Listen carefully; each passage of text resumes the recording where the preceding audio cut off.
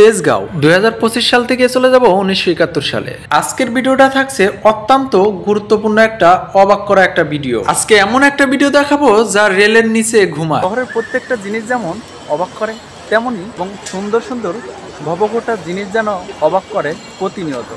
প্রত্যেকটা রেলের উপর দিয়ে ঘাস জ্বালিয়ে গেছে। তো যদি আমরা দেখি তো আসলেই আপনাদের সম্পূর্ণ ঘুরে ঘুরে দেখাবো। বন্ধুরা একবার ভাবুন তো যে হুটহাট করে চলে আসলাম এমন একটা জায়গা যা প্রত্নতাত্ত্বিক সবই।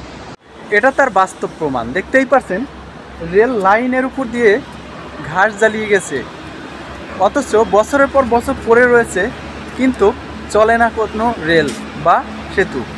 এখানে শরণার্থীরা আসে ভিড় করে উঠছে। তো আমি হঠাৎ করে হাঁটতে হাঁটতে চলে আসলাম এমন একটা রেলওয়ে। দেখতেই পাচ্ছেন যে প্রত্যেকটা রেলের উপর দিয়ে ঘাস জ্বালিয়ে গেছে, তবুও কিন্তু এখানে হয়নি কোনো মানুষের যেন চলাচল। তো আসলেই আপনাদের সম্পূর্ণ ঘুরে ঘুরে দেখাবো। তো সম্পূর্ণ ভিডিওটা দেখতে পেজের সাথেই থাকুন এবং চোখ রাখুন ভিডিও। দেখতেই পাচ্ছেন কার্গো লিফটের পাশাপাশি মানুষ যানবাহন করি এমন ধরনের ট্রেনও কিন্তু এখানে রয়েছে। তো যদি আমরা দেখি এখানে দেখতেই পাচ্ছেন খোলা রয়েছে একটা, এখানে সম্পূর্ণ কিন্তু এখানে একদম খোলামেলা। আসলে এই ট্রেনের জীবন মানুষ এমনই হয়ে গেছে যে রেল লাইনের নিচেই যেন ঘুমাচ্ছে।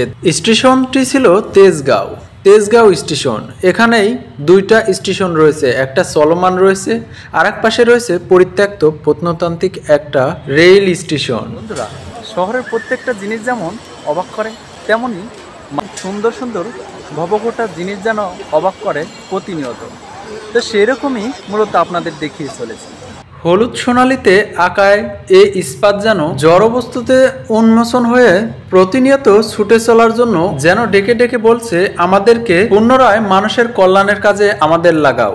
আসলে বিষয়টা অবাক করা হলেও আজকের এই স্টেশনটা ঘুরে আমার অনেকটাই ভালো লেগেছে। রেল স্টেশন মানেই জনস্রোতের এক সমাহার, তাই তো এই প্রত্নতান্ত্রিক একটা ভিডিও আপনাদের জন্য ছিল।